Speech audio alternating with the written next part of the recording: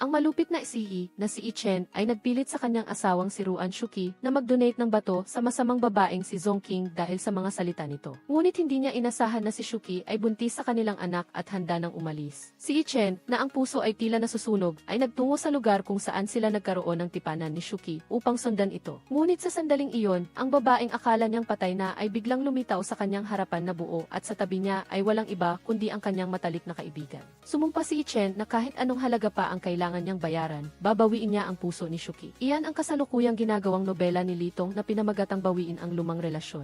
Dumating ang tawag mula kay Wang, ang scriptwriter, na nagbalita na ang kanyang obra ay nakakakuha ng napakalaking feedback at ang bilang ng mga subscriber ay patuloy na tumataas. Kaya naman, hiniling ni Wang na magsulat siya ng karagdagang 10 kabanata para sa pangkalahatang ranggo. Ngunit 5 magkakasunod na gabi nang gising si Litong at tiyak na mamamatay siya kung magpapatuloy pa. Dahil sa matinding pagod, siya ay nawalan ng malay. Nagising si Litong na nagulat at lumapit ang isang lalaki na nakasuot ng suit, kaya inakala niyang nananaginip siya. Pagkatapos niyang kumalma, inakala ni Litong na ito ay ang Grim Reaper na kukuha sa kanyang buhay, kaya mabilis siyang tumakas. Paglabas pa lang ng pinto, nabangga niya ang Prince Charming na siyang nagpagulat sa kanya, ngunit natakot siyang baka hulihin siya nito at magulat sa Diyos, kaya nagpatuloy siyang tumakas. Sa sandaling ito, nakita niya ang isang lalaking nakasuot ng lila at hinulaan na bago lang din ito, kaya tinanong niya kung paano makakalabas. Inakala nitong baliw siya kaya malamig itong umalis. Lumitaw ang isang bata at sinabing napunta siya rito dahil sa time travel. Ang lugar na ito ay ang mundo ng mga kwento sa nobela at ang bata ay ang opisina ng pamamahala. Si Litong ay nakapasok sa kwento dahil sa sama ng loob ng karakter. Kaya naman, makakabalik lang siya sa totoong mundo kapag natapos niya ang misyon. Sa kasalukuyan, siya si Chuzai, ang fiancé ni Ichen.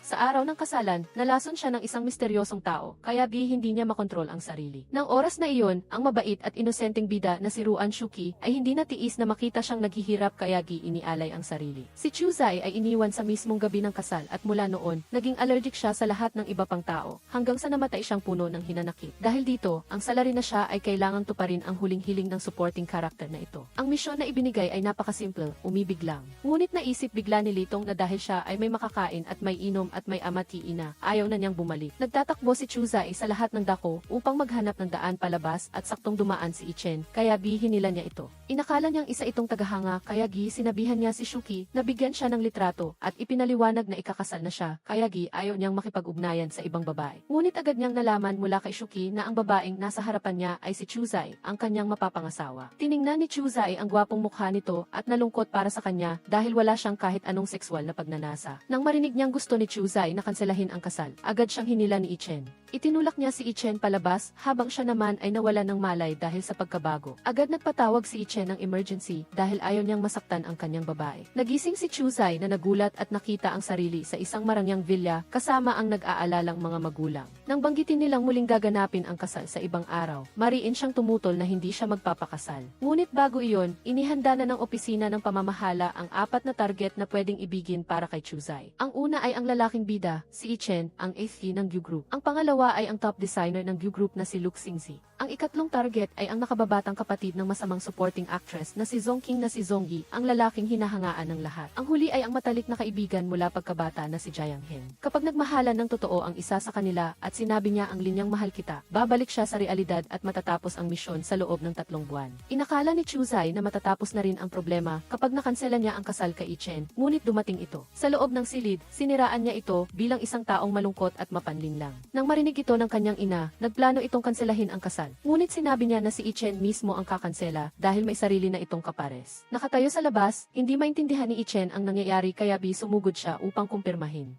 Nakita niyang sila talaga ang may kapalaran. Inakala ng mga magulang ni Chuzai na nagtaksil si Ichen, kaya sinugod nila ito para bugbugin, kaya kailangan niyang mamagitan. Pagkaalis nila, isinandal siya ni Ichen sa pader, ngunit umiwas si Chuzai. Natagpuan ni Ichen na talagang interesante si Chuzai, at sinabing ito ang tunay niyang pag-ibig. Sa gitna ng pagtatalo, pareho silang aksidenteng nahulog sa kama. Sa pagtingin sa gwapong mukha sa harap niya, biglang bumilis ang tibok ng puso ni Chuzai, at mabilis niya itong itinulak. Naramdaman ni Ichen ang pagkapikon dahil siya ang unang babaeng tumanggi sa kanya. Gusto niyang makipagpustahan kay Chuzai na sa loob ng 3 buwan ay paibigin niya ito.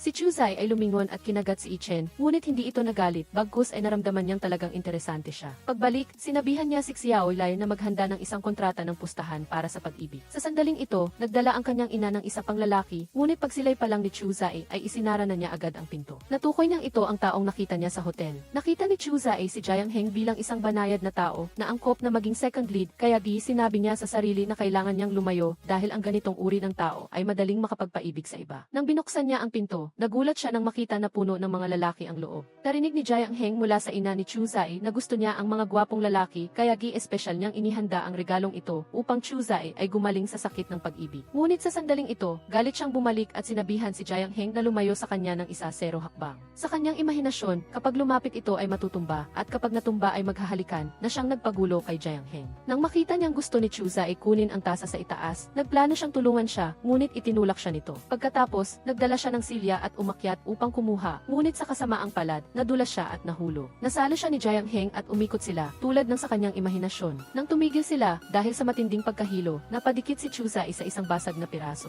Agad na tumakbo si Jiang Heng upang tingnan, ngunit itinulak siya nito ng napakalayo. Nakita ni Chuzai na talagang mapanganib si Jiang Heng dahil sa sobrang bait nito. Hindi inasahan ng kanyang ina na malubha ang pinsalang ginawa ni Chen kay Chuzai, kaya sinabi niya sa sarili na tutulungan niya itong maibalik ang kumpiyansa. Nagpunta si Chuzai sa blind date na inayos ng kanyang ina. Hindi na lang gwapo tulad ng sa litrato ang lalaki, kundi may kumpiyansa pang isipin na pakakasalan siya nito at nagpaplano na para sa hinaharap. Sa panahong iyon, magiging isang perpektong housewife siya na mag-aasikaso sa lahat ng bagay sa bahay at magbibigay sa kanya ng 3 anak na siyang ikinasawa ni Chuzai. Sa labas, nagalit si Ichen dahil may naglakas loob na lampasan siya at makipag-date sa kanyang babae. Sa sandaling iyon, isang lalaking nakasuot ng pink ang lumapit. Nakita ni Chuzai na pamilyar ito, ngunit hindi maintindihan kung bakit ito nakasuot na parang dragon fruit. Tinanong ni Luxingzi kung bakit siya naroon na ikinagalit ng kadate niya at nagtanong kung nagtataksil siya sa harap niya. Nang aambaan siyang buhusan ng tubig sa mukha, sinermonan siya ni Chuzai na talagang isang lalaking fake na may ilusyon na siyang nagpatakot at nagpatakbo sa kanya habang umiiyak. Hindi nagtagal, bumalik ang lalaki sa pinto na may mukhang ube. Habang hindi pa maintindihan ni Chuzai ang nangyayari, lumapit si Ichen at tinanong si Xiaolai kung bakit hindi nito linisin ng maayos ang lahat.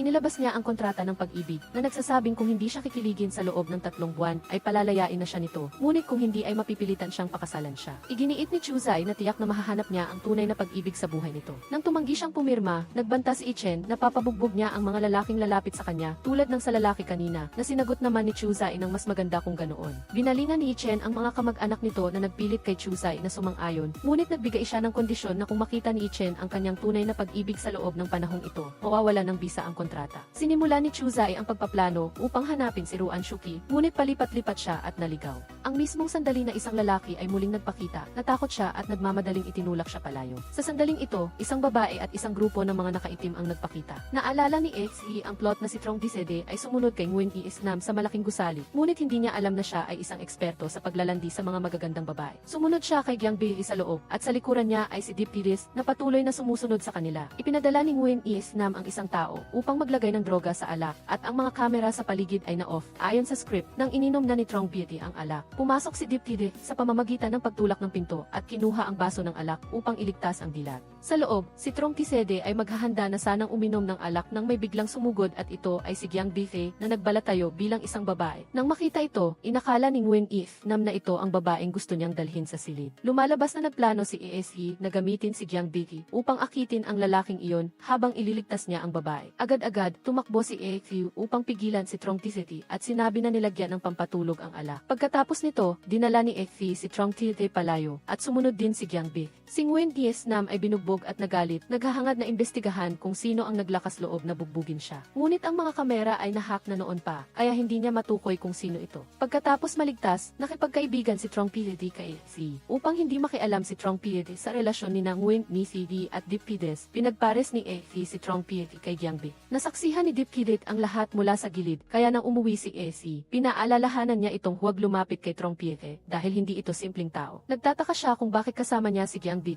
na nagselo sa kanya at mahigpit na ipinagbawal na makasama ang ibang lalaki. Dahil dito, naisip ni ESE na natatakot siyang baka umibig siya sa ibang lalaki bago matapos ang 3 buwan. Nang matanggap niya ang mensahe na susunduin siya ni Deep Tidis bukas, naalala lamang ni ESE na hindi pa niya nahahanap si Nguyen Inidi. Kinabukasan nang dumating sa kumpanya, nalaman ni AC na inayos ni Diptidit ang buong araw para makapag-date sila. Nang makita ang opisina ni Diptidit, naalala ni AC na pinapunta pala siya nito para magtrabaho sa opisina niya. Sa sandaling iyon, kailangan niyang magdala ng tsaa at matumba sa kandungan nito. Agad siyang umalis ngunit nakasalubong niya si Trong. Nakita niyang kinakausap siya nito, ngunit hindi alam ni AC kung sino ito. Gayunpaman, nagkunwari siyang pinuri si Trong bilang isang gwapong lalaki na ikinatuwa nito. Dahil kinasusuklaman ni Trong Tidede ang mga manliligaw, niligawan at nagpakuha ng larawan si AC kasama niya. Nang bumalik sa opisina ni Diptides, sinubukan niyang magmukhang gwapo, ngunit hindi pinansin ni AC. Nang makita ito, hiniling niya na magtimpla siya ng tsaa, ngunit tumanggi siya. Sa huli, wala siyang magawa kundi magtimpla ng tsaa para kay AC at hinawakan ang kanyang kamay. Hindi niya maunawaan kung bakit may ganitong detalye sa plot. Si Dipkidik ay nagpa siyang habulin si AC hanggang sa huli, ngunit tinanggihan niya ito at hindi sinasadyang napunit ang kanyang damit. Nang makita ito, agad siyang inakbayan ni Dipkidis ng jacket at inalok siyang samahan sa pagpapalit ng damit. Ngunit tinanggihan ito ni AC at nag-isang umalis. Dahil ito ay isang kumpanya ng pananahi, nag-atubili si AC na pumili at nakita niya ang sample na damit. Nang makita ni FDDTV si AC na suot ito, hindi siya makapaniwala. Nakita niya itong dating pumuna sa kanyang mga damit bilang luma, kaya tinanong niya kung bakit siya naroroon.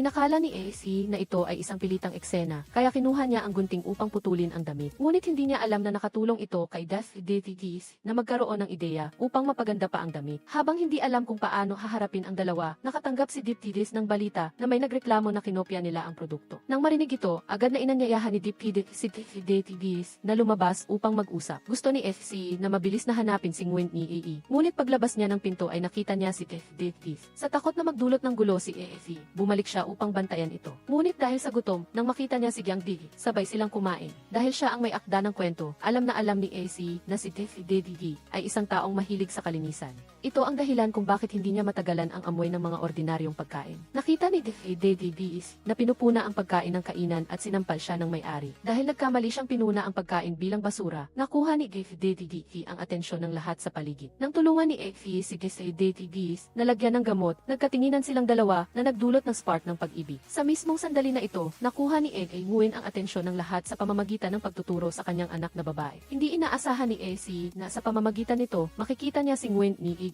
Ang kanyang sketch noon ay sinira ng kanyang amang sugaron. Dahil pinahahalagahan ang talento, dinala ni FDD si Nguyen ni AE sa city. Sa city, muling nakita ni Nguyen ni AE si Dipki. Kinuha ni FC ang drawing ni Nguyen ni AE at sinabing napakaganda nito, humihingi ng tulong kay Dipki. Sinubukan niyang kumbinsihin si DTTs na dalhin si Nguyen ni AE sa kumpanya, ngunit hindi siya sumang-ayon. Nang makita ito, sumugod si AQ upang pigilan at punahin si Nguyen. Bilang manunulat, alam na alam ni AAC kung paano inabuso ni Nguyen si Nguyen ni AE mula sa pagkabata hanggang sa paglaki. Ngunit nanatili si Nguyen ni AE upang tulungan siya at tuparin ang kanyang tungkulin. Dahil dito, nagalit si Nguyen at sinubukan siyang turuan ng leksyon, ngunit pinigilan siya ni FDD. Dahil hindi alam ni Nguyen ni AE kung paano magpasalamat kay AE, dinala siya ni AC sa CTE upang magtrabaho. Sinabi ni AC na si Nguyen ni AE ang tagalikha ng hinaharap dahil ang kanyang mga kamay ay lilikha ng mga himala. Pagkatapos nito, ipinakilala ni AC si Nguyen ni AE kay Dipkide at hindi niya inasahan na magtititigan silang dalawa ng hindi kumukurap. Hindi makapaniwala si AC na ganoon kabilis lumabas ang pag-ibig. Ngunit tinanggihan ni Dipkide si Nguyen ni AE dahil inakala niya na ginagawa ito ni AQ upang umibig siya kay Nguyen ni AE at matalo siya sa pustahan. Pagkasabi nito, hinila niya si AC palayo, iniwan si Nguyen ni AE na nahihiya. Binalaan ni Dipkide si AC na huwag siyang gagawa ng kalokohan. Ngunit sinabi niya na nilalabag niya ang kanilang kasunduan dahil pinipilit niya ito. Sinabi ni AC na sinusubukan niyang tulungan si Dipkidis na mahanap ang tunay na pag-ibig dahil si Nguyen ni AE ang itinakdang asawa nito. Ngunit hindi naniwala si Dipkidis dito dahil ayaw niyang matalo sa pustahan. Nang makita na nais ni AC na gamitin si DDD upang ilagay si Nguyen ni AE sa CD, sumang-ayon din si Dipkidis sa kanya. Ngunit bilang kapalit, kailangan din siyang sumama sa kanya sa CTV. Kinabukasan, pumasok si AE sa trabaho kasama si Nguyen ni AE. Ngunit desidido pa rin siyang isulong ang relasyon ng dalawa. Ang hindi niya inaasahan ay biglang nagdala ng pagkain si Trong, DD at Dipkidis para sa kanya. Si Gyang Bisay naman ay susunduin siya pagkatapos ng trabaho. Paglabas ni FD, inakala niyang nakatakas na siya sa grupo ng mga lalaki. Ngunit dumating si DD. Nakita niya itong kumuha ng litrato kasama si Trong at pinuna si AC na ang pagtingin sa lalaki ay parang tumitingin sa basurahan. Sinabi ni AC na ito lang ang paraan upang makawala siya sa binata. Habang sinisiraan si Trong, narinig niya ang lahat ng ito at desididong hindi siya patatawarin. Dahil hindi siya tinatrato ni AC ng maayos, ilalagay siya ni Davey sa ilalim ng kanyang otoridad. Sa ganitong paraan, maaari niya siyang guluhin at wala siyang magagawa. Ngunit sinabi ni AC na tinulungan niya siyang makahanap ng isang disipulo, si Nguyen Ni Iggy. Nagulat si AC nang makita si Nguyen Ni Iggy na naglilinis. Ngayon lamang niya napagtanto na ang plot ay bumalik sa dati. Agad na nagtago si AC sa gilid, naghihintay kay Dipkides na dumating at tulungan si Nguyen Ni Iggy. Ngunit hindi niya inasahan na dadaan lang siya at hindi pinansin, kaya hinarangan siya ni F. Pinagalitan ni F si Dipkides dahil hindi tinulungan ang kanyang asawa, na ikinagulat niya dahil hindi niya alam ang sinasabi nito. Nang makita na siya ay isang masamang tao, nais ni AC na ipare si Nguyen Ni Iggy sa iba. Akala niya, sa pagkakataong ito ay tutulungan ni F si Nguyen Ni Iggy. Ngunit hindi siya naiiba kay Dipkides. Hinarangan ni F si F at pinagsabihan siya na nagpahanga rin sa kanya. Galit si AC at ayaw na niyang maglinis si Nguyen Ni Iggy kaya hinila niya ito palayo. Ngunit hindi niya inaasahan na hinarangan sila ng isang empleyado. Gusto niyang bigyan sila ng leksyon, ngunit pinigilan siya ni F. Nakita ni na sobra na siya, kaya gusto niya itong piliting maglinis, ngunit diretsahang tinanggal siya ni Dipkides. Nang masaksihan ni F. na kinikilala ni Dipkides si FA bilang kanyang kasintahan, naglaban sila ng argumento. Pagkatapos, nakita ni F. si Trong Diety at nalaman na nag-a-apply siya rito para sa interview. Dahil ayaw niyang magkita sila ni Dipkides, nagmadali siyang hilahin siya palayo. Agad-agad, sinabi rin ni Nguyen Ni Iggy na susundan niya si FQ upang magtrabaho. Sa mismong sandali na ito, dumating si Trong Pie. Dahil ayaw niyang magkita ang dalawa, inalis niya si Trong Pie. Ngunit madali siyang nakilala ni Trong Pie kay Nguyen Ni Iggy at sinabing siya ang probinsya ng bata. Inakala ni Trong Pie na nagkukunwari si Nguyen Ni Iggy upang samantalahin si FQ at binalaan siya. Sa mismong sandali na ito, dumating din si FQ. Pagkatapos nito, sabay silang kumain. Nakita ni AC na tila gusto ni Trong Pie si Nguyen Ni Iggy at inakala na kung wala si Dipkides, magkakasundo silang dalawa. Paglipat ng eksena, si Dipkides at Dipkides ay labis na nabalisa nang makita nilang malapit si AF kay Trong. Kaya naman, gumawa si Dipkides ng isang plano. Sinabi niya na magkakaroon sila ng press conference sa lalong madaling panahon at gusto niyang maging katulong niya sina AC at Nguyen Ni Iggy. Ngunit tinanggihan ito ni AC at humingi ng tulong kay Dipkides. Ngunit anuman ang mangyari, nanatiling desidido si AC na tumanggi dahil naniniwala siyang mas magaling si Nguyen Ni Iggy kaysa sa kanya. Ngunit upang tanggapin ni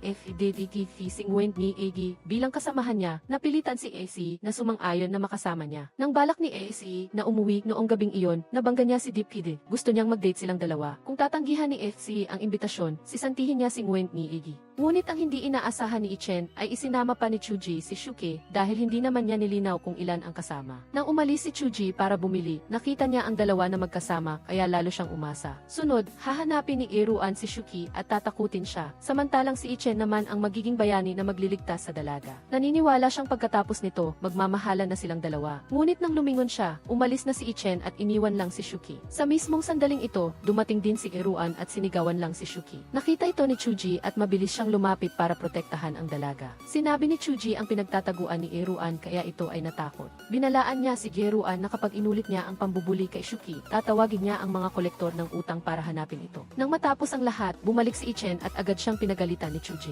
Ngunit nang makita niya na naghanda ito ng mga paputok para sa kanya, labis na natuwa si Chuji at hindi makapaniwala. Gayunman, sinabi ni Chuji na hindi niya gusto iyon at gustong umalis, ngunit pinigilan siya ni Ichen. Nakita ni Jiaxing na nahihirapan si Chuji kaya agad siyang sumugod. Naghawakan sa liig ang dalawang binata habang nagtititigan na may matatalim na tingin. Paglingon nila, wala na si Chuji. Pagbalik sa bahay, hindi maintindihan ni Chuji kung bakit lahat ng nangyayari sa bida ay nangyayari sa kanya. Ngayon, matitiyak na lang ang relasyon ng bida at ng pangunahing bida sa pamamagitan ng Unreal Party. Sa oras na iyon, makukulong ang bida at ang pangunahing bida sa isang madilim na silid ng isang misteryosong tao. Pumayag si Chuji na samahan siya sa Unreal Party. Ngunit kailangan niyang sumang-ayon sa isang kondisyon, kung hindi, pipili siya ng kahit sinong kasama para sumama rito. Gusto niyang isama si Ruan Shuki, kaya wala nang nagawa si Ichen, kundi ang sapilitang pumayag. Nakita ni Ichen si Chuji nang umingiti sa kanya, kaya inakala niyang nagkakaroon na ng damdamin ang dalaga para sa kanya. Bago magsimula ang party, dinala ni Ichen si Chuji para magsukat ng damit at sinabihan siyang piliin ang pinakamagandang damit. Gusto niyang ang babaeng kasama niya ay ang pinakamaganda sa party. Sa party, hindi inaasahang naroon din si Zong King. Nang makita ni Chuji si Ichen na papalapit, sinadya niyang itumba si Ruan Shuki upang bigyan ng pagkakataon si Ichen, ngunit hindi niya ito pinansin. Nakatuon lang ang atensyon niya kay Chuji. Nagalit si Chuji at hinila niya ito sa isang tabi at pinagalitan. Hindi ba may problema sa love life niya at hindi niya makita na si Ruan Shuki ang tunay niyang pag-ibig. Nagalit din si Ichen at sinabing usapin nilang dalawa ang pustahan at huwag siyang magpilit na ibigay siya sa iba para lang manalo. Si Ichen ay hindi raw parang asong tatawagin niya lang at palalayasin. Nagpalit ang tagpo, dahan-dahang nagising si Chuji sa isang madilim at masikip na silid kasama si Zongking. Sabi niya, pagkatapos uminom ay nahilo siya at naghanap ng mapagpapahingahan, ngunit hindi niya inaasahan na paggising niya ay narito na siya. Nang malaman ni Ichen ang tungkol dito, agad siyang nagpunta, ngunit hindi niya mahanap ang susi. Dumating din si Lu Hangchai, kinuha niya ang fire extinguisher para sirain ang pinto. Galit na galit si Ichen at hiniling kay Xiao Dai na isara ang lugar. Huwag payagan ang sinuman na umalis at imbestigahan kung bakit nangyari ito. Hindi inaasahan na paglabas ni Chuji sa silid, dinukot naman siya ni Ruan Shinan. Galit pa rin siya at naniniwalang kasabwat siya, kaya nawalan siya ng 3 ngipin sa harap, dahilan para hindi siya makakain at makatulog ng maayos. Gusto niyang maging pag-aari niya ang dalaga. Hindi inaasahang sa mismong sandaling iyon, dumating si Ichen at sinipa siya. Sinipa rin siya ni Chuji sa maselang bahagi at muntik na siyang madisgrasya. Pagkatapos ay nagkahawakan sila ng kamay at tumakas. Hinabol niya sila palabas ngunit nakita niya ang lahat doon. Bilang resulta, binalikan ni Ichen si Ruan Shinan at binugbog siya ng husto. Agad itong lumuhod at humingi ng tawad. Nang makita ni Ruan Shuki na inaalagaan at inuuwi pa ni Ichen si Chujay, labis siyang nagalit. Malinaw na siya ang bida, ngunit tila napabayaan siya. Pagkatapos nito, nagkaroon ng pribadong usapan si Ichen at si Lu Hangchai. Dito, hiniling ni Ichen kay Hangchai na lumayo sa kanyang kasintahan. Ngunit sinabi ni Hangchai na kung minamaliit niya ang estado o kalagayan nito, hayaan na lang siya. Hindi inaasahang kinabukasan, pumunta si Chuji kay Ichen at humiling na mag-resign. Nagulat siya rito, ngunit wala siyang nagawa. Sa huli, ang pinakanahirapan ay si Xiao Dai na nakatayo sa tabi at nadamay. Pagkatapos mag-resign, habang nag-enjoy si Chuji sa oras na walang trabaho at walang lalaki, dumating si Jackson. Hindi inaasahang sa sandaling iyon, nakita niya si Ruan Shuki na nagmamadaling tumakbo dahil may nagnakaw ng kanyang gamit. Tiyak na papaluin pa nila si Shuki ng stick, ngunit tumakbo agad si Chuji at sumalo ng palo para sa kanya. Nasaktan si Chujay at nang makita ito ni Jackson, sumugod siya at binugbog ang dalawang lalaki at dinala siya sa ospital. Nang malaman ng pamilya na naaksidente si Chujay, agad silang pumunta para tingnan ang sitwasyon. Pagdating doon, nakakita sila ng isang bangkay at inakala nilang ito na si Chujay, kaya nalungkot sila. Ngunit biglang lumabas si Chuji mula sa silid at naibsan ang kaba ng lahat. Muntik na siyang magbigay ng atake sa puso sa grupo. Sa loob, nag-agawan ang lahat kung sino ang mananatili sa kanya ngayong gabi, mula sa boss hanggang sa mga kaibigan, walang gustong magparaya. Kaya hindi alam ni Chuji ang gagawin. Samantalahin ang gabi, nang makita niyang natutulog na ang lahat, ginising niya sina Shuki at Zongking at tahimik na umalis sa ospital. Kinaumagahan, nang malaman ni Ichen at ng iba pa na tumakas si Chuji sa ospital, nagmadali silang pumunta sa bahay nito. Sa pagkakataong ito, nag-uusap sina Zongking at Ichen. Nagtataka si Chuji kung bakit napakalapit na nila ngayon. Samantala, nakaupo at nakikipag-usap si Hangchai kay Shuki. Sinabi niyang gusto niya talaga si Chuji at umaasa siyang matutulungan siya nitong manalo laban sa iba. Kasabay nito, tinitingnan ni Chuji ang kagwapuhan ni Jaeksing at lubos siyang humanga, marahil ay isa itong Prince Charming sa comics. Habang abala siya, lumapit si Zongyi at nakipag-usap na nagpakawala ng ilang bana. Pagkarinig ni Chujay, naiilang siyang umalis agad. Nakita ito ng nakatatandang kapatid at pinagalitan si Zongyi. Hindi niya maintindihan kung ano ang ginawa nito, kaya umalis nang maihiya si Chujay. Kung ganyan siya, paano siya makikipagkumpetensya sa ibang mga lalaki? Sa mismong sandaling ito, narinig ng lahat ang sigaw ni Chuji na nagmumula sa itaas. Tumakbo sina Zongking at Shuki at nakita si Chuji na lasing at nakahiga sa sahig, nagsasalita ng kung ano-anong hindi maintindihan. Maya-maya, nang magising si Chujay, hindi niya naintindihan ang nangyayari, marahil ba ay panaginip lang. Sa kabutihang palad, nandyan pa rin si Hangchai at sinabi sa kanya na ang lahat ng nangyari kanina ay dahil sa kalasingan at hindi panaginip. Pagkatapos, inalok niya itong magtrabaho sa kanyang kumpanya, ngunit tumanggi siya dahil sa takot na malinlang. Ngunit nang banggitin ni Hangchai si Shuki, agad siyang pumayat. Pagdating sa kumpanya, nakita ni Chuji ang dalawang tao na malapit sa isa't-isa, kaya medyo natuwa siya. Ngunit pagkaalis niya, lumamig agad si Hangchai kay Shuki. Samantala, pumunta si Chuji kay Chen para makipag-usap. Ngunit dahil sa labis na pagbanggit kay Hangchai, nagselos ito at pinilit siyang manatili at huwag umalis. Pagsapit ng gabi, nakita ni Chen si Chuji na natutulog sa sopa, kaya lumapit siya at titigan ito ng may paghanga. Hindi niya alam, nagpapanggap lang itong tulog, naghintay na makatulog siya at umalis agad. Pagka-uwi niya, nakatanggap si Chuji ng tawag mula sa katulong na nag-ulat na wala pa si Chen at hindi sila makapasok dahil dala niya ang susi. Agad siyang tumakbo para iligtas si Chen. Pagdating niya, nakita niyang nakahandusa ito sa sahig dahil sa pagkahilo. Makalipas ang ilang sandali matapos ihatid si Chen sa bahay, nagsimula itong umarte para manatili si Chuji at alagaan siya. Sa huli, pagkatapos ng ilang pagtatanghal, nakumbinsi ni Chen si Chuji na manatili at ipagluto siya ng isang mangkok ng sopas. Hindi inaasahan, habang nagpapahinga siya at naamoy ang pagkain, paglingon niya, nakaupo na pala si Hang Chai doon. Nagsimula silang magtalo. Sabi ng isa, sino ang nagbigay sa kanya ng pahintulot na pumunta rito, habang ang isa naman ay sinabing bumisita lang siya dahil sumasakit ang ulo nito. Walang gustong magparaya, kaya sa huli, nanatili si Hang Chai at minasahe ang lig ni Chen, kapalit ni Chuji. Alam niyang nakakainis ngunit pinilit pa rin niyang tiisin. Kinaumagahan, paggising ni Chuji, nakita niya ang dalawang lalaki na nag-aagawan sa pagluluto ng almusal para sa kanya. Nag-aagawan din sila sa pagsusuot ng jacket kay Chuji dahil nilalamig daw ito. Kahit sa pagpasok sa trabaho, kailangan pa rin nilang magkasama. Naiinis siya rito at sinabihan silang huwag na siyang abalahin pa. Dahil gustong-gusto ni Shuki si Hang Chai, ngunit si Chuji lang ang pinapansin nito, nagplano siyang dukutin siya. Tinali at tinakpan ang mata ni Chuji, ngunit masyadong pabaya ang pagkakatali kaya madali siyang nakawala. Nang malaman ni Chuji na si Shuki ang may gawa nito, agad niya itong tinanong kung bakit. Sinabi ni Shuki na magkaiba ang kanilang female lead script. Ang isa ay gustong-gusto ng maraming male lead at ang isa ay hindi, kaya siya ay naiinggit. Kahit anong paliwanag pa ang ibigay, hinding-hindi papakawalan ni Shuki si Chuji. Sa kabilang banda, nag-aalala ang buong grupo kung nasaan si Chuji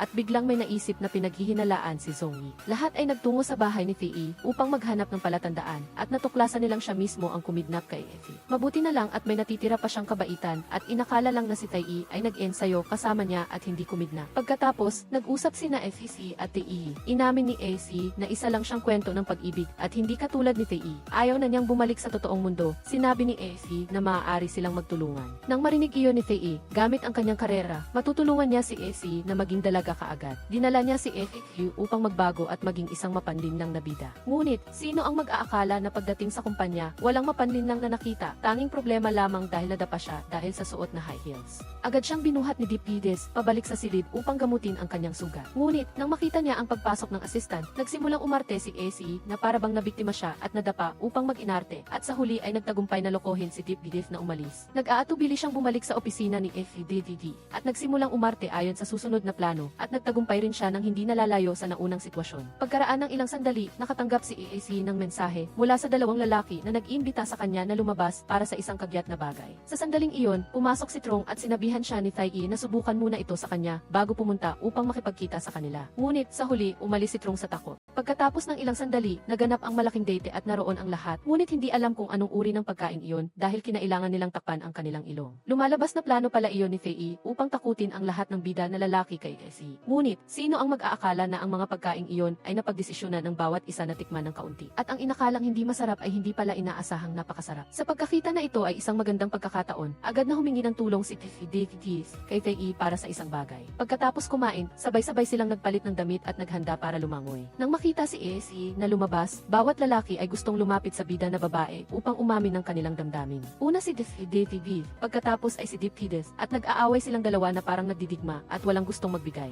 Samantala, si Trong naman ay nakaupo at nagbibilang ng talulot ng bulaklak habang pinagmamasdan si Effie. Pagkaraan ng ilang sandali, bumalik siya at nagkwento kay Fei na ang mga lalaking bida ay patuloy na nagpapahayag ng pag-ibig sa kanya at hindi niya alam ang gagawin dahil napapagod na siya. Nawawalan na rin ng masabi ang nakababatang kapatid at hindi na alam ang gagawin. Nang aalis na sana siya, hindi sinasadyang natisod siya at lumapit din si DDE upang saluhin si AC. Nang makita ni Wen ni Iri ang eksenang ito, mabilis niyang tinawag si AC upang magising at umamin na sa pilitan siyang dinikit ng kawanihan ng pamamahala ng nobela. Inamin ni Wen ni Sigi na kinailangan niyang dalhin si Effie dahil tinakot siya ni Effie DDE tungkol sa kanyang trabaho at sinabing umaasa siyang mailabas niya si Effie upang mag-relax. Hindi niya alam na gusto nitong magpahayag ng pag-ibig. Naunawaan ni AC na lahat ng ito ay isang sabuatan ng kawanihan ng pamamahala ng nobela. Napagtanto ni AC na pagkatapos lumabas ni Wen ni Iri, siya ay nagising, kaya ngayon, kailangan nilang magdikit sa isa tulad ng anino upang makatakas sa bitag ng pag-ibig. Nagbago ang eksena patungo sa kumpanya, hindi sinasadyang nakasalubong ni Effie si Dipides at tumingin sila sa isa ng matagal, muntik na silang maghalikan. Mabuti na lang at dumating si Wen ni Egi sa tamang oras at pinigilan silang dalawa. Sa pulong, nakita ni Trong na hindi maganda ang pakiramdam ni Effie kaya binigyan niya ito ng mainit na tsaa upang inumin. Hindi inaasahan nang magkatitigan ang kanilang mga mata parang may kidlat ng pag-ibig at hindi na sila makabitaw.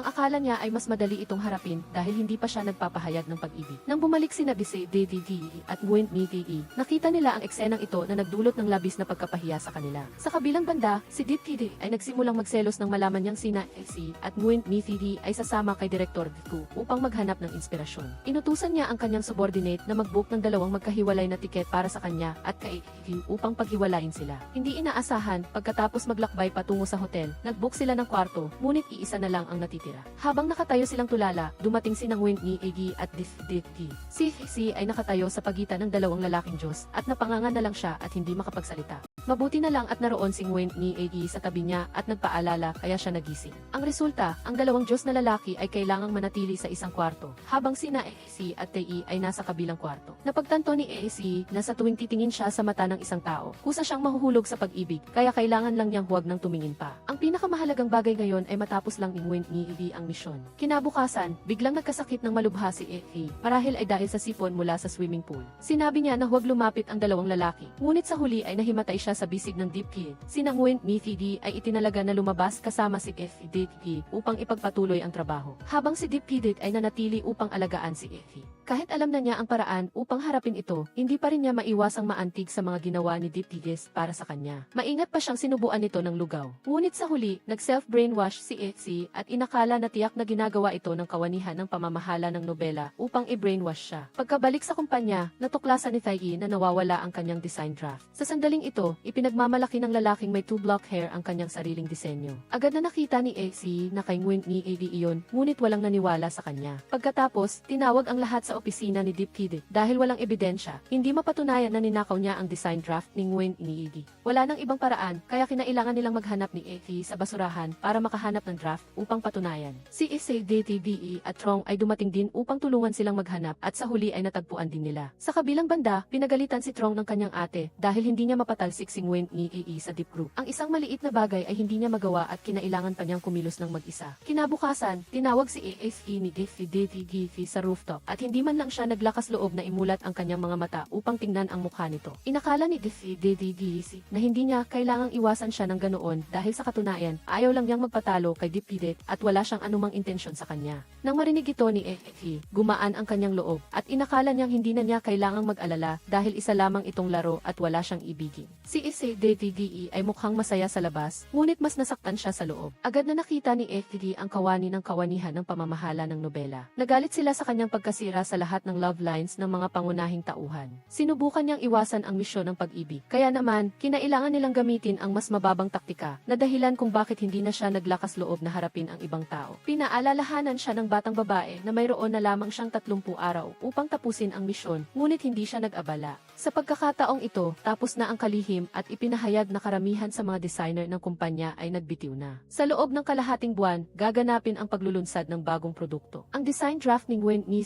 ay muling ninakaw. Si Deep Kid ay dumadalo sa paglulunsad ng produkto ng Nguyen Group. Agad na pumunta si Effie doon at natuklasan na ang pinuno ng press conference ay si Nguyen Ni Nam. Sabay siyang tumawag ng mga gwardya upang hindi siya papasukin. Sa sandaling ito, dumating si Jiang Beatty at inabala ang mga gwardya upang makalusot siya sa loob. Natuklasan ni Nguyen Ni na lahat ng mga design sample dito ay kanya. Kaya pala, sinuhulan niya ang lahat ng mga designer ng Deep Group upang maghiganti kay Deep Kid. Pinadali ni Nguyen Ni Nam ang pagpasok niya dito dahil ayaw na niyang palabasin pa siya. Ngunit hindi niya alam na ang lahat ng ito ay isang bitag na ginawa ni Effie. Ang lahat ng sinabi niya ay na-live broadcast sa pangunahing bulwagan. Hindi lamang nabigo ng husto ang paglulunsad ng Nguyen Group, kundi si Nguyen Nam ay nahaharap din sa panganib na makulong ng matagal. Upang ipagdiwang ang tagumpay na ito, nag-inom sina Effie at Nguyen Ni hanggang sa malasing. Hindi inaasahan, nang pumasok sila sa trabaho kinabukasan, pareho silang tinanggal sa trabaho ng Deep Group. Lumabas na pagkatapos malasing, tinawagan ni Effie si Deep Kid. Sinundo siya nito, ngunit hindi inaasahan, sa kalasingan ni Effie, walang tigil siyang nagsalita ng kanyang mga pagkadismaya kay Deep. At sinabi pa niyang siya ay karumal-dumal. Ayaw ni Deep Kid na magdusa pa si Effie, kaya pinili niyang bitawan siya upang maging malaya. Ang pagkatanggal sa trabaho ay labis na ikinadismaya ni Nguyen Ni dahil kung hindi niya matatapos ang misyon, hindi siya makakauwi kung saan naghihintay ang kanyang pamilya at mga kaibigan. Upang tulungan si Nguyen Ni, nagpunta sila kay Jiang Beatty upang humingi ng tulong. Kung hindi siya maaaring maging designer, maging editor na lang siya ng isang fashion magazine. Agad na pumayag si Giang Biggie, ngunit may isang kondisyon, kailangang makipag-date sa kanya ni Effie sa loob ng isang araw. Labis na nabigla si Deep Tidis nang malaman niyang nagpunta si Effie upang hanapin si Giang Big. Ang gusto lang sana niya ay mapagtanto ni Effie ang kanyang pagkakamali, ngunit hindi niya inaasahan na mangyayari ang ganitong bagay. Sa kabilang banda, dinala ni Giang Biggie si Effie sa lugar na madalas nilang puntahan noon. Sinabi niya na malaki ang pinagbago niya, na ayaw na niyang sumama ito sa kanya doon. Gusto niyang yakapin siya sa huling pagkakataon at pagkatapos ay bibitawan na niya. Hindi inaasahan, matagal lang nakatayo si Deep Tidis sa malayo at nagmamasid at labis siyang naiinggit. Matapos ang isang araw na magkasama, naramdaman ni Effie ang pagmamahal ni Giang Biggie para sa kanya. Sa pag-uwi niya, naisip niyang sigurado siyang pinilit siya ng Bureau of Novels na magmahal. Sa kabilang dako, nilapitan ng Bureau of Novels si Tae at hiniling sa kanya na huwag gamitin ang sistema. Kaya si Tae ay nagamit lamang si Effie para sabihin kay Miss Deep Tidis na si Effie ay may malalim na pagmamahal sa kanya. Ang dalawa ay makakabalik lamang sa kanya. Naniwala si Miss Deep Tidis sa mga salita ni Tae. Ngunit hiniling niya kay Effie na patunayan ang kanyang pag-ibig sa kanya. Nagalit si Effie at nagpa siyang umuwi sa kanilang nasirang tahanan. Sa oras na ito, nakatanggap siya ng tawag mula kay Xiaolai at nalaman na may nangyari kay Miss Deep Tidis. Sa simula, inakala niya itong isang biro at hindi niya ito sineryoso. Ngunit nalaman nila na si Miss Deep Tidis ay dinukot ni Nguyen Is Nam. Lumabas na matapos masira ang reputasyon ni Nguyen Is Nam. Inakala niyang lahat ay kasalanan ni na Miss Deep Tidis at Effie, kaya dinukot niya si Miss Deep Tidis at gusto niya itong patayin, ang maraming matatalinhagang salita ng kontrabida. Naghintay si Effie sa eksena at siya, sa kanyang matagal ng karanasan sa martial arts, ay nagapi si Nguyen Is Nam at iniligtas si Miss Deep Tidis. Tinamaan niya ang kahinaan ng kanyang panggitnang binti at pagkatapos ay dinala si Miss Deep Tidis para magtago. Ang dalawa ay aksidenteng pumasok sa isang maliit na kagubatan at natisod sa isang sanga ng puno. Bumagsak si Miss Deep Tidis sa isang bato at nawala ng memorya. Walang magawa si Effie, kaya inalagaan na lamang niya ang amnesiac na si Miss Deep Tidis. Bigla siyang nawala at bumalik na nagpabigla kay Effie na magbukas ng kanyang mga kamay at lumabas na kumuha siya ng mga alitaptap at ibinigay ito kay Effie. Tiningnan ni Effie ang mga alitaptap. Naaalala ang mga paputok kanina at hindi maiwasang matukso. Dumating si Tae at ang iba pa at iniligtas ang dalawa, si Miss Deep Tidis na nawala ng memorya. Hindi niya gustong umalis sa tabi ni Effie, kaya maaari lamang si Miss Deep Tidis na manatiling pansamantala sa bahay ni Effie. Ngunit aksidenteng natuklasan ang katotohanan na hindi naman talaga nawala ng memorya si Miss Deep Tidis. Dinakip si Effie ni Miss Deep Tidis at dinala pabalik sa pamilya ng mga ko. Hindi maintindihan ni Effie kung bakit biglang naging masama si Miss Deep Tidis. Lumabas na lahat ng ito ay dahil sa ibinigay ni Tae kay Miss Deep Tidis. Ang boss at hiniling kay Miss Deep Tidis na matutong mangakit ng mga babae, ngunit hindi ito gaanong epektibo. Determinado si Miss Deep Tidis na personal na sundan si Effie at nagsimulang mag-aral ng paraan ng pagpapakita ng kahinaan sa nobela. At ito ay talagang gumana sa kumpanya na tuklasan ni Tae na nawawala si Effie. Tumawag siya ng maraming beses, ngunit hindi ito sinagot ni Effie. Nag-alala siyang baka may masamang gawin si Miss Deep Tidis kay Effie, kaya siya at si Deep Tidis ay pumasok sa bahay ni Miss Deep Tidis. Nagkataon na nakita nila si Miss Deep Tidis doon, na nagpapanggap na seryoso kay Effie. Ginawang walang malay ni Tae si Miss Deep Tidis at sa sandaling iyon, napagtanto niya na ito ay isang pagkakamali at talagang magluluto sila. Umaasa si Tae na makakasama niya si Effie sa pag-alis. Hindi niya inaasahan na nagpapanggap lamang si Miss Deep Tidis na amnesia. Nag-aalala siyang baka may masamang gawin ang tunay na si Miss Deep Tidis sa orihinal na nobela kay Effie. Ang misyon ni Tae ngayon ay malapit nang matapos. Hindi tayo pwedeng sumuko at ang sugat ni Miss Deep Tidis ay dahil din sa kanyang paglitaw na nagulo ang plot. Pumayag ang dalawa na umalis sa kwarto, ngunit hindi nila alam na matagal nang gising si Miss Deep Tidis at naririnig niya ang lahat ng malinaw. Sa wakas ay sinabi ni Effie kina Miss Deep Tidis at Deep Tidis ang katotohanan tungkol sa kanyang paglalakbay sa oras, ngunit hindi sila naniwala dito. Hindi lamang maipaliwanag ni Effie ang kanyang misyon, alam ni Miss Deep Tidis na gayon paman ay hindi makakaya ni Effie na magmahal. Isa lamang siyang karakter sa kanyang artikulo, kaya umalis siya ng mag-isa. Natagpuan ni Effie si Miss Deep Tidis kung saan sila unang nagkita. Tinanong ni Miss Deep Tidis si Effie kung ang kanyang pag-ibig para sa kanya ay isang script na isinulat ni Effie at sinabi ni Effie kay Miss Deep Tidis na hindi. Nakahinga ng maluwag si Miss Deep Tidis, tinanong si Effie kung hindi niya kayang mahalin siya o kung hindi niya pa siya kailanman minahal. Wala rin siyang sagot. Sa wakas, ginanap ang bagong produkto conference, kasama ang gintong kamay ng manunulat na si Effie na dinala si Giang Biggie at Deep Tidis. Inisa-isa ni Trong Bizeti at Miss Deep Tidis na lutasin ang lahat ng posibleng panganib. Siguradong saan man may pangunahing karakter na babae. Magkakaroon ng mga taong magdudulot ng gulo. Sa kabutihang palad, naging maayos ang press conference. Sumikat si Tae bilang isang bagong taga-disenyo at ang kanyang misyon ay itinuring na isang matagumpay na pagtatapos. Nagdiwang ang lahat sa bahay ni Effie at ipinahayag ni Tae ang ang kanyang damdamin. Ngunit nang bumalik sila, natuklasan nila na nawawala si Tae. Lumabas si Ae para hanapin ang lahat. Nalaman niyang walang sinuman ang nakaalala sa pag-ira ni Tae. Sa oras na ito, lumabas si Tae. Sinabi ni Tae na siya ay isang tao na ipinadala ng Bureau of Novels upang bantayan si Ae. Sinabi kay AC na kahit hindi niya matapos ang misyon, mawawala pa rin siya sa mundo kapag natapos na ang oras para sa misyon. Narinig ang mga salitang ito ni Trongbillete sa labas ng pinto at maling akala niya na mawawala si AC kung magmamahal siya. Alam ni AC na hindi niya maiiwasan ang kahihinatnan kaya simpleng nilapitan niya si Miss Diptide at sinimulan ang relasyon. Hindi pinansin ng dalawa ang tingin ng mga tao sa paligid nila. Galit na galit si Trongbillete nang makita sila at natuklasan ni AC na simula nang magdesisyon siyang makasama si Miss Diptide. Sadyang bibilisan ng Bureau of Novels ang proseso. At lagi siyang gagabayan na sabihing mahal kita kay Miss Diptide. Sinundan ni Trongbillete si Effie sa likod. Iniisip na aalis na siya sa lalong madaling panahon at gusto niyang manatili kay Trongbillete ng ilang sandali kaya nakipag-date siya sa kanya. Talagang nag-cooperate siya nang malapit na siyang umalis. Hindi niya papayagan ang sinuman na kunin si Effie mula sa kanya. Nagkaroon si Miss Diptide ng aksidente sa sasakyan. Sa kabutihang palad ay hindi siya malubhang nasugatan. Tinanong ni Effie si Tae kung sila na naman, ngunit itinanggi ito ni Tae. Ang mga larawan na nakuha mula sa investigasyon ay nagpakita na ang nasa likod ay si Trongbillete, na naunawaan na ang tunay na utak ay si Trongbillete. Nakita ni Effie si Trongbillete at inamin ni Trongbillete na narinig niya ang orihinal na pag-uusap at ayaw niyang umalis si Effie. Sinabi ni AC na aalis siya sa anumang paraan at wala itong kinalaman sa pag-ibig. Sobrang lungkot ni Trongbillete at kumapit siya kay Effie. Sa pagkakataong ito, lumipat siya sa bahay nina AC at Miss Diptide, isang lalaki at isang babae na nag-aagawan kay Effie. Alam din ni Trongbillete ang tungkol dito. Hindi alam ni Miss Diptide na aalis si AC kaya hiniling ni AC kay Trongbillete na itago ito para sa kanya. Sa wakas, dumating na ang gabi ng pag-alis ni. Naka-wedding dress siya. Naghihintay na dumating si Miss Diptide sa lugar kung saan sila unang nagkita. At nag-propose si AC kay Miss Diptide. Naghalikan ang dalawa at sa susunod na sandali, nawala si AC sa mundong ito. Pinulot ni Miss Diptide ang singsing na nahulog sa lupa. Hindi niya naintindihan kung ano ang nangyari. Kusang dumaloy ang mga luha. Bumalik si Miss Diptide sa normal na buhay at nakatanggap ng liham na iniwan ni Effie. Sa liham, sinabi sa kanya ni Effie ang buong katotohanan. Sinariwa ang bawat sandali sa pagitan nila at ipinahayag ang kanyang damdamin. Naging walang laman ang mundo ni Miss Diptide. Pagbalik sa realidad, nagising si Effie mula sa higaan ng ospital at nakatanggap ng tawag mula sa editor. Tinanggihan ng taong ito ang kanyang hiling na magsulat tungkol sa kwento ng paghahabol sa kanyang asawa para sunugin. Inanyayahan si Effie sa magazine. Minura siya ng editor na mailabis na paghamak at kasabay nito, narinig niya ang isang tao sa labas ng pinto na minura ang editor at nakita ang isang mukha na eksaktong kapareho ni Miss Diptide. At dito nagtatapos ang pelikula. Salamat sa inyong pagmamalasakit at panonood. Kung sa tingin ninyo ay maganda, huwag mag-atubiling iwanan sa akin ang isang like at isang subscribe para magbigay ng karagdagang motibasyon na gumawa ng maraming bagong video. Ngayon, paalam at hanggang sa muli sa mga susunod na video.